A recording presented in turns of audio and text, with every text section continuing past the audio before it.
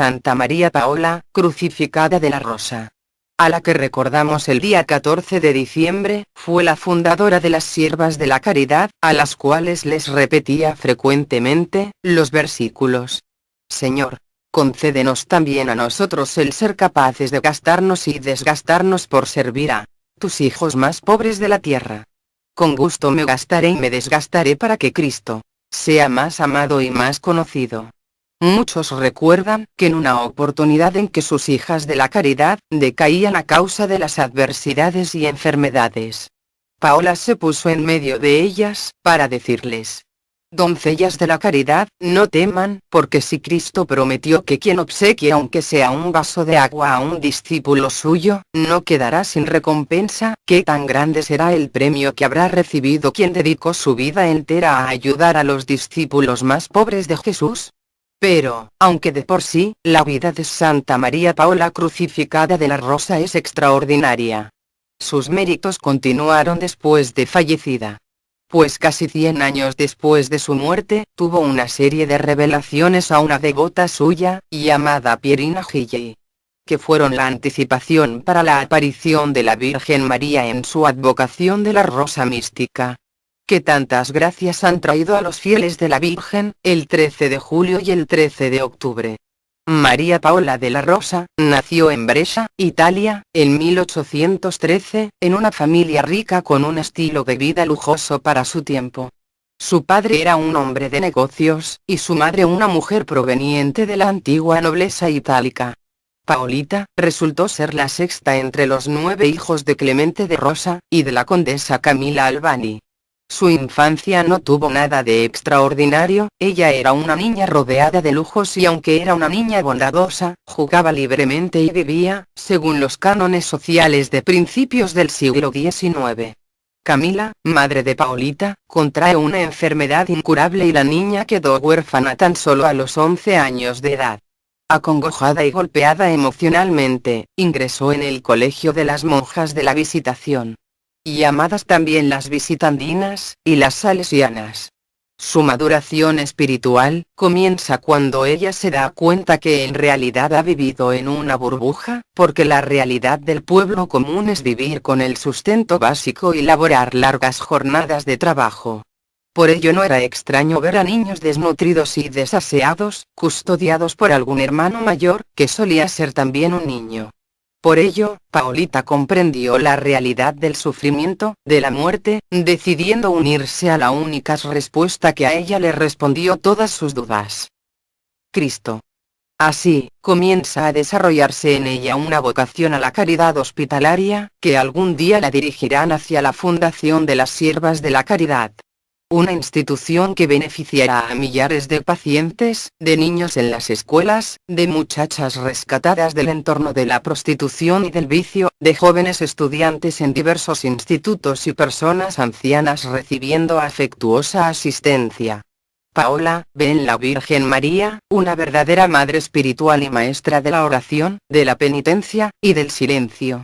Hacia los 15 años de edad, ella dice: la vida no es un placer para los señores y un calvario para los pobres, sino una prueba de la cual todos tienen que rendir cuentas. Cuando cumplió los 17 años de edad, la joven abandonó la escuela para ocuparse de su padre que se encontraba enfermo, y este empezó a buscarle un marido de buena posición social. De tal manera, que cierta vez su padre le presentó un joven diciéndole que había decidido que él fuera su esposo.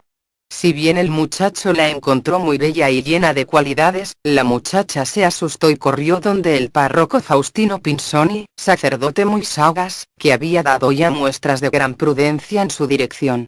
Monseñor Pinzoni fue a ver personalmente a Clemente de Rosa y le explicó que su hija había determinado no contraer matrimonio, pues la jovencita había hecho un voto de castidad, porque ella pretendía ser una verdadera esposa de Cristo, como religiosa. En aquella época, sobre todo en las clases sociales más acomodadas, los padres no solían preocuparse mucho de las inclinaciones de sus hijos, particularmente en cuestiones de matrimonio. Ello hace tanto más encomiable la actitud del padre de María, que se había dado cuenta de las actividades caritativas para el porvenir de los ancianos, los niños, y las viudas de las cercanías a su domicilio. Por ello es que don Clemente, luego de considerar la situación de su querida Paulita María de la Rosa, apoyó la decisión de su hija, financiándola más tarde en la realización de sus planes, por más que debían parecerle extravagantes. María siguió viviendo en su casa 10 años más tarde, a causa que la salud de su padre decaía progresivamente. Sin embargo, Paulita cada día se consagraba más a las obras de beneficencia, en lo cual su padre la precedía con el ejemplo. El padre de María tenía unas fábricas de tejidos, y a los 19 años asume la dirección de la fábrica de hilados de Acquafredda, en la provincia de Brescia. Esto es muy interesante, porque ella tenía varios hermanos varones mayores que ella, por lo que este nombramiento, aparte de demostrar sus capacidades administrativas, le trajeron también conflictos familiares. Sin embargo, a Paola no le importaba, porque ella comprendió que era un momento de crecimiento, por ello, ella aparte de ser la jefa, se hace amiga de las jóvenes operarias, organizándolas y con ellas fundó una asociación destinada a ayudarse unas a otras y a ejercitarse en obras de piedad y de caridad. Años más tarde, en la finca de sus padres fundó también con las campesinas de los alrededores una asociación religiosa que las enfervorizó muchísimo, y que estaba dedicada a celebrar las diferentes festividades, dedicadas a Nuestro Señor, a la Santísima Virgen, a las fechas importantes del calendario católico, y a la de los grandes santos varones y damas de la Iglesia. En su parroquia organizó retiros y misiones especiales para las mujeres, con el gran avance de que María Paola prefería separar por edades, haciendo retiros espirituales más dirigidos y específicos, de acuerdo al estado de vida de las damas. El éxito fue tal, que el párroco quedó extrañado de que el cambio y la transformación de estas mujeres fue tan admirable que le parecía que esas mujeres se habían transformado en otras. Así de cambiadas estaban en lo espiritual. El amor estuvo siempre presente en cada uno de sus actos. Así, la hija del empresario bresciano descubre que ninguna empresa vale más que la bondad desinteresada. La epidemia de cólera que estalla en Brescia, en el año 1836, transforma a Paola con tan solo 23 años de edad, en una enfermera y, como tal, ella asiste solícitamente a las mujeres enfermas y con permiso de su padre, que se lo concedió con gran temor, se fue a los hospitales a atender a los millares de contagiados. Luego en el hospital Lazareto conoce por medio de Monseñor Pinzoni a una viuda, llamada Gabriela Echenos, a quien un pasado de dolor y consagración le había forjado un carácter apacible y una finísima capacidad para conocer y acercar corazones. María Paola se asocia a ella, que tenía mucha experiencia en esas labores de enfermería, y entre las dos dieron tales muestras de heroísmo en atender a los apestados y en sus futuras iniciativas, que la gente de la ciudad se quedó admirada. Lo que hizo que la amistad de Paola permaneciera siempre unida a su compañera de caridad. Algunos testigos de la época se refirieron a ella, como la joven señorita, que se llamaba Paola. Y suya es la intuición de ejercer la caridad en aquella circunstancia. En los años sucesivos a la epidemia, mientras organizaba numerosas iniciativas en diversos sectores, marginados, niñas sordomudas, muchachas en peligro, mujeres necesitadas y explotadas, ella madura con sus compañeras una decisión más definida, que es el curar a las enfermas en el hospital de la ciudad. Después de la peste, como habían quedado tantas niñas huérfanas, el municipio formó unos talleres artesanales y los confió a la dirección de María Paola de la Rosa, que apenas tenía 24 años de edad, pero ya se había ganado el respeto y la estima en toda la ciudad. Ella desempeñó ese cargo con gran eficacia durante 2 años, pero luego, viendo que en las obras oficiales se tropieza con muchas trabas que quitan la libertad de acción, dispuso organizar su propia obra y abrió por su cuenta un internado para las niñas huérfanas o muy pobres. Poco después abrió también un instituto para niñas en su ciudad natal. Simultáneamente, asiste a las mujeres internadas en el hogar de ancianos, llamada la Casa de Industria, y se dedica a ayudar y proteger a las jovencitas propensas a caer en la vida fácil. Todo esto es admirable en una joven que todavía no cumplía los 30 años y que era de salud sumamente débil. Pero la gracia de Dios concede inmensa fortaleza. Finalmente funda la piadosa Unión, que más tarde se transformará en la vasta congregación de las Siervas de la Caridad. Durante la epidemia de cólera que estalla en Bresa en 1836, Paola se sirve como enfermera. El amor está siempre presente en cada uno de sus actos. Así, la hija del empresario brestiano descubre que ninguna empresa vale más que la bondad desinteresada. Funda 2 escuelas para sordomudos en su ciudad natal. Simultáneamente, asiste a las mujeres internadas en el hogar de ancianos La Casa de Industria y se dedica a ayudar y proteger a las jovencitas propensas a caer en la mala vida, especialmente en el vicio y la prostitución. Finalmente terminará fundando la piadosa Unión, que más tarde se transformará en la vasta congregación de las Siervas de la Caridad, que se convertirá en un instituto con los 3 votos, gracias a la inmediata ratificación del Papa Pío IX, el cual, conociendo las actividades y fama de María Paola, logra que las Siervas de la Caridad se expandan como un vuelo de palomas, arribando hermanas de este instituto a varias ciudades italianas. El árbol esparce sus ramas y extiende sus raíces dentro y fuera del país, en Italia y en el exterior. Pronto, le seguirían España, Francia, e incluso América. Cuando profesa los votos de su instituto, Paola adopta el nombre de Sor María Crucificada. El instituto empieza a funcionar en 1836, aunque generalmente se señala su comienzo formal en 1840. Algunas de las primeras compañeras siguen a Paola dentro de la obra con total dedicación, mientras que otras, en una forma de adhesión moral y representativa. La misma Paola Rosa escribe acerca del origen y el desarrollo de la fundación. Nuestro instituto tuvo origen en el año 1836, cuando el cólera morbus devastó a nuestra Brescia.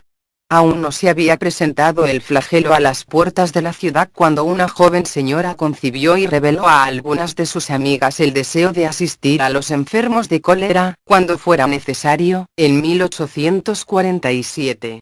Las hermanas de la Piadosa Unión, que me acompañaron en la fundación de las Siervas de la Caridad, son Gabriela Bornati, Carolina Botegui, María Nicolini, Aurelia Petrovelli, Teresa Balucanti, y Teresa Longuena.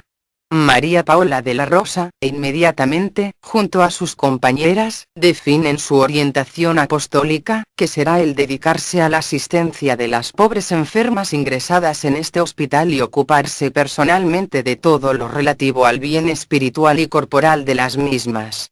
Aclaradas algunas serias divergencias con la dirección, el plan es aprobado y en mayo de 1840, 32 siervas toman servicio en el hospital. Se trata de un servicio que se vislumbra novedoso en su modalidad. En forma sistemática, intenta brindar a los enfermos prestaciones sanitarias que incluyan la asistencia de enfermeras, las cuales se ocuparán del aseo, las comidas y otros servicios, además de proporcionarles compañía espiritual y humana. Paola confía la totalidad del trabajo a sus siervas, y debido a la función que les compete las llama siervas y no monjas. Se trata de una experiencia nueva que no tiene ningún punto de referencia en esos años. Es intuición e invención de la hermana Paola. Años más tarde, cuando se analizó su vida, muchos se preguntaban: pero, ¿de dónde sacaba el tiempo para concretar esta ráfaga de iniciativas esta frágil mujer, que vivía en medio de enfermedades, a tal punto que morirá a tan solo 42 años? Esto se debe a que ella dormía 4 horas, se levantaba 2 horas antes del amanecer para abstraerse en la plegaria mental. Asiste a misa en la catedral acompañada por una amiga doméstica y allí pasa otras 2 horas dialogando con Dios. Así, muy temprano, comienza una nueva y luminosa jornada. Las primeras siervas son incansables enfermeras y, siguiendo el ejemplo de Paola, se prodigan en regalar una sonrisa y una asistencia prolongada a los enfermos. Durante los primeros años de las Siervas de la Caridad, eran llamadas las Damas de la Unión Piadosa, que al principio eran casi insignificantes en medio de tantas órdenes religiosas en ejercicio por toda Italia. Pero en el año 1848, todo cambiaría, cuando demuestran la eficacia de su trabajo durante la Primera Guerra de Independencia y, sobre todo, durante las denominadas 10 Jornadas de Brescia, días en los cuales la ciudad resiste y combate heroicamente contra la dominación del Imperio Austrohúngaro, por lo cual será proclamada Leona de Italia. El amor al prójimo es siempre el motor de todas las obras en esta pequeña sementera que nos da tanta fuerza, voluntad y coraje. Muchas personas admiraban la obra que las doncellas de la caridad hacían en los hospitales, atendiendo a los más abandonados y repugnantes enfermos, pero otros se dedicaron a criticarlas y a tratar de echarlas de allí, para que no lograran llevar el mensaje de la religión a los moribundos. La santa, comentando esto, escribía: espero que no sea esta la última contradicción. Francamente me habría dado pena que no hubiéramos sido perseguidas. Fueron luego llamadas a ayudar en el hospital militar, pero los médicos y algunos militares empezaron a pedir que les echaran de allí porque con estas religiosas no podían tener los atrevimientos que tenían con las otras enfermeras. Pero las gentes pedían que se quedaran porque su caridad era admirable con todos los enfermos.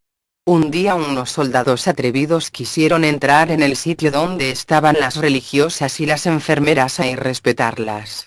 Santa María de la Rosa tomó un crucifijo en sus manos y acompañada por 6 religiosas que llevaban cirios encendidos se les enfrentó prohibiéndoles en nombre de Dios penetrar en aquellas habitaciones. Los 12 soldados vacilaron un momento, se detuvieron, y se alejaron rápidamente.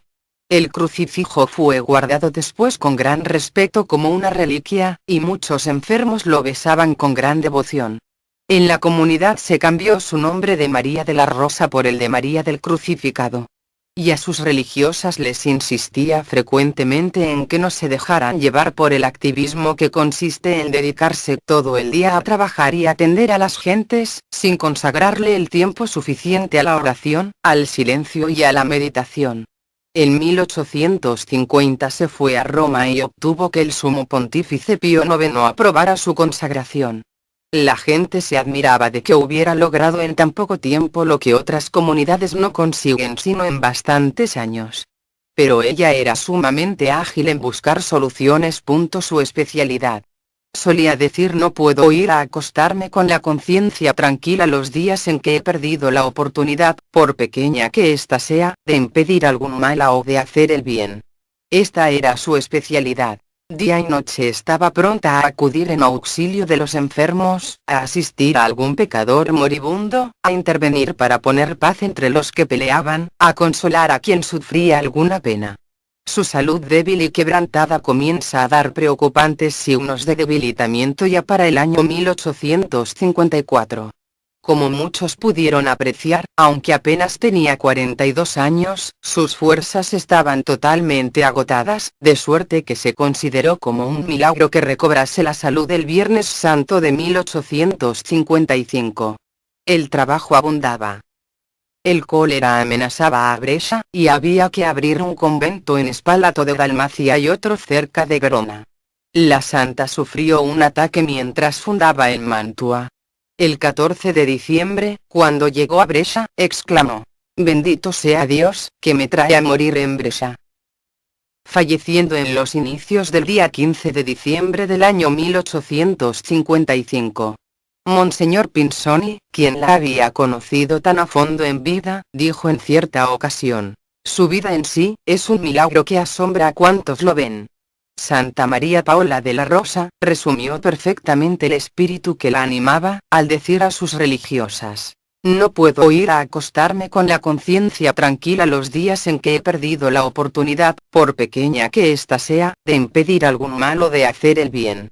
Día y noche, estaba pronta a acudir en auxilio de los enfermos, a asistir a algún pecador moribundo, a poner fin a una reyerta, a consolar una pena. Así lo reconoció el pueblo de Brescia, que acudió en masa a los funerales. Es importante recordar que Santa María Paola regresaría a la palestra de la Iglesia, como enviada del cielo para anticipar la llegada de la Santísima Virgen María, en su advocación de la Rosa Mística Celestial, en el año 1944, casi 100 años más tarde de su muerte, cuando la religiosa Pierina Gigli, que era devota de esta santa, tuvo una serie de apariciones místicas con Santa María Paola de la Rosa, las cuales están ligadas a la presencia de la Santísima Virgen en su advocación de la Rosa mística. Todo comenzó en 1944, cuando Pierina fue atacada por la meningitis, que marcan la primera fase de las apariciones desde finales de 1944 hasta finales de 1947. Cuando se esperaba su muerte, en la noche del 17 de diciembre de 1944 se le apareció Santa María Paola crucificada de la Rosa, quien le aplicó en la cabeza y en la espalda un ungüento especial y la sanó, requiriendo no obstante una larga convalecencia. Un año más tarde, entre el 23 al 24 de noviembre de 1945, se le apareció de nuevo a Pierina, Santa María Paola de la Rosa, pero esta vez con la Virgen Santísima, quien portaba 3 espadas clavadas en el pecho. 2 años más tarde, en marzo de 1947, Pierina sufre un colapso cardíaco. Estando en coma, se le aparece Santa María Paola de la Rosa, diciéndole: el Señor quería llevarte al paraíso, sin embargo te deja todavía en la tierra. Ofrecerás tus sufrimientos, hasta diciembre, por la conversión de una de nuestras religiosas y ¿aceptas esto? Pierina respondió generosamente, sí. Santa Paola continuó: ante los hombres no tienes más nada, pero tú tendrás siempre los mismos sufrimientos. Pierina preguntó: ¿siempre la cruz desnudad? María Paola, le respondió: sí, el Señor a cambio de esto da la conversión de los pecadores. Y Pierina: ¡qué gracia! Son todos salvos. Gracias, gracias. 2 meses más tarde, comienzan las persecuciones diabólicas que Pierina describe minuciosamente, día por día, en su diario. Si bien era confortada por las apariciones de Santa María crucificada, muchas veces el demonio se presentó con la apariencia de una monja para persuadir a Pierina de que suspendiera sus penitencias. Estas persecuciones duran 1 mes y tienen su culminación la noche del 1 de junio con la visión del infierno, en la cual Pierina distingue, en 3 secciones diferentes, 3 categorías de religiosos, almas consagradas y sacerdotes, correspondientes a las 3 espadas de la visión y las 3 intenciones por las cuales debe orar y sufrir. Desde el 11 de junio hasta el 12 de julio, casi diariamente, recibía la visita de Santa María crucificada, quien la aconsejaba y la confortaba. Pierina le dice a Santa María Paola crucificada: ¿por qué me habéis dicho que sería sanada, mientras que todavía estoy enferma? La santa le responde: ¿no se puede acaso sufrir sin estar enfermo? Nuestro Señor trata así a las almas para acostumbrarlas a desprenderse de sí mismas. Ama a Jesús y no te lamentes. Esto se debe a que Pierina sufría, por los síntomas dolorosos de enfermedades que no tenía. Estas visitas de Santa María crucificada tuvieron también la finalidad de preanunciar y preparar espiritualmente la gran aparición de la Virgen Santísima como la rosa mística con su corazón atravesado por espadas, que debía ocurrir el 12 de julio. Pero por castigo debido a una preparación insuficiente, ocurrió el 13 de julio. Momento en que una hermosísima señora que vestía una túnica morada y cubría su cabeza con un velo blanco, se presentó con su pecho atravesado por 3 espadas. Su rostro celestial estaba triste y sus lágrimas caían al suelo. Dijo: oración, penitencia, reparación, y luego guardó silencio. Es el camino para que las almas frías como este mármol volverán a ser amantes y fieles a Dios. En otra oportunidad, en vez de las 3 espadas lleva 3 rosas: blanca, roja y dorada. Soy la Madre de Jesús y Madre de todos vosotros. Nuestro Señor me envía para implantar una nueva devoción mariana en todos los institutos así masculinos como femeninos, en las comunidades religiosas y en todos los sacerdotes. Yo les prometo que si me veneran de esta manera especial, gozarán particularmente de mi protección, habrá un florecimiento de vocaciones religiosas, menos deserciones y una gran santidad en sus miembros. Deseo que el 13 de cada mes se me consagre como día mariano y los 12 precedentes sirvan de preparación con oraciones especiales. En ese día derramaré sobreabundancia de gracias y santidad sobre quienes así me hubieran honrado. Deseo que el 13 de julio de cada año sea dedicado en honor de Rosa Mística, es decir, la Rosa Misteriosa. El milagro más patente consistirá en que las personas consagradas a Dios, que desde hace tiempo y de modo especial durante la guerra, se han dejado dominar por la tibieza, hasta el punto de ser infieles a su vocación y traicionarla, esas personas que con deslealtad han provocado los castigos y persecuciones de que es actualmente víctima la Iglesia, cesarán de ofender gravemente al Señor y harán florecer de nuevo el espíritu de sus fundadores. Luego le explicó el significado de las 3 espadas. La primera espada significa la pérdida culpable de la vocación sacerdotal o religiosa. La segunda espada, la vida en pecado mortal de personas consagradas a Dios. La tercera espada, la traición de aquellas personas que al abandonar su vocación sacerdotal o religiosa, pierden también la fe y se convierten en enemigos de la Iglesia. La rosa blanca simboliza el espíritu de oración. La rosa roja el espíritu de reparación y sacrificio. La rosa dorada el espíritu de penitencia. El día 8 de diciembre de 1947, en la iglesia de Montichiari, ante una gran multitud, la Virgen apareció sonriente y dijo: «Yo soy la Inmaculada Concepción. Yo soy María de la Gracia, esto es, la llena de gracia, Madre de mi divino Hijo Jesucristo. Por mi venida a Montichiari deseo ser invocada y venerada como Rosa Mística. Quiero que al mediodía de cada 8 de diciembre se celebre la hora de gracia para todo el mundo. Mediante esta devoción se alcanzarán numerosas gracias para el alma y para el cuerpo. Nuestro Señor, mi divino Hijo Jesús, concederá copiosamente su misericordia, mientras los buenos recen por sus hermanos que permanecen en el pecado. Es preciso informar, cuanto antes, al Supremo Pastor de la Iglesia Católica, el Papa Pío XII, mi deseo de que esta hora de gracia sea conocida y extendida por todo el mundo. Quien no pueda ir a la iglesia, que rece en su casa al mediodía y conseguirá mis gracias. Y si alguien viniera a orar con lágrimas de arrepentimiento sobre estas losas, encontrará una escala segura para ir al cielo, junto con la protección y los favores de mi corazón maternal». Luego, mostrándole su purísimo corazón, exclamó: «Mira este corazón que tanto ama a los hombres, mientras la mayoría de ellos lo colman de vituperios». Calló unos momentos y continuó: «Si todos, buenos y malos, se unen en la oración, obtendrán de este corazón misericordia y paz. Los buenos acaban de alcanzar por mi mediación, la misericordia del Señor, que detuvo un gran castigo. Dentro de poco se conocerá la eficaz grandeza de esta hora de gracia. Tengo preparada una sobreabundancia de gracia para todos aquellos hijos que escuchan mi voz y toman a pecho mis deseos». Durante esta aparición ocurrieron varios milagros, no solo en la iglesia, sino en familiares de algunos que habían asistido a la iglesia para pedir por sus seres queridos. En Fontanelle la Virgen bendice una fuente de la gracia, tocándola con sus manos y pide: «Deseo que los enfermos y todos mis hijos acudan a esta fuente milagrosa.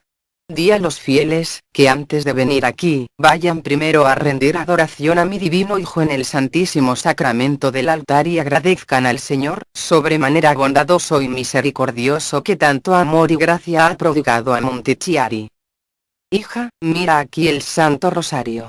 Todos los que lo recen recibirán infinidad de gracias. El rosario establece una fuerte unión con mi corazón y glorifica al Señor de los cielos y del universo. Insta a todos los que me aman, que reparen los agravios que se infieren a mi divino Hijo Jesucristo.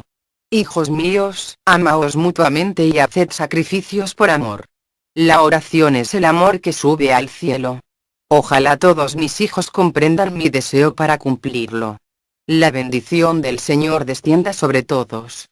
Mi divino Hijo Jesús me envía nuevamente aquí para pedir la Liga Mundial de la Comunión Reparadora. Debe iniciarse y el 13 de octubre de cada año debe repetirse y extenderse por todo el mundo. Prometo sobreabundancia de gracias a los sacerdotes y fieles que promuevan este ejercicio eucarístico. Anuncia a todos que concedo mi gracia copiosamente a quienes han cumplido mi petición acerca de la comunión reparadora. A las personas que van a honrarme a la fuente que yo bendije, que atiendan mi deseo de rezar el rosario. Yo misma iré con los ángeles del cielo y ofreceré al Señor esas oraciones.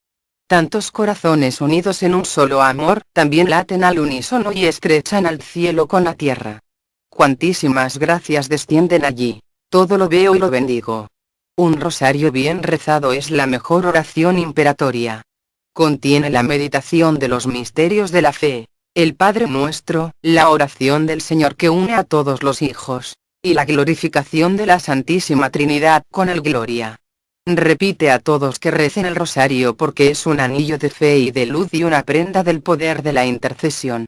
El milagro patente consistirá en la vuelta de los hijos a la verdadera fe y al amor de Dios. Que al acompañar mi peregrinación, se invoque al Arcángel San Rafael. Yo misma vendré con las gracias del cielo. Yo hago descender la bendición sobre estas estatuas que son mi imagen. A donde quiera que vaya llevaré conmigo alegría, paz y gracia para las almas. Yo estoy siempre cerca de vosotros con mi protección maternal y la especial bendición del Señor. Traigo amor, paz y concordia para las almas y que de todo corazón prodigo las gracias sobreabundantes del Señor. Ave María Purísima sin pecado original concebida, ora por nosotros que recurrimos a ti. Santa María Paola Crucificada de la Rosa. Tú que fuiste elegida por el Señor para ser instrumento de consolación en su obra redentora, ruega a Dios, con la fuerza de tu amor y tu fidelidad, para que nosotros vivamos también como fieles hijos suyos, buscando en todo y sobre todo el bien de nuestros hermanos. Intercede por nosotros, peregrinos en el tiempo, para que las realidades temporales no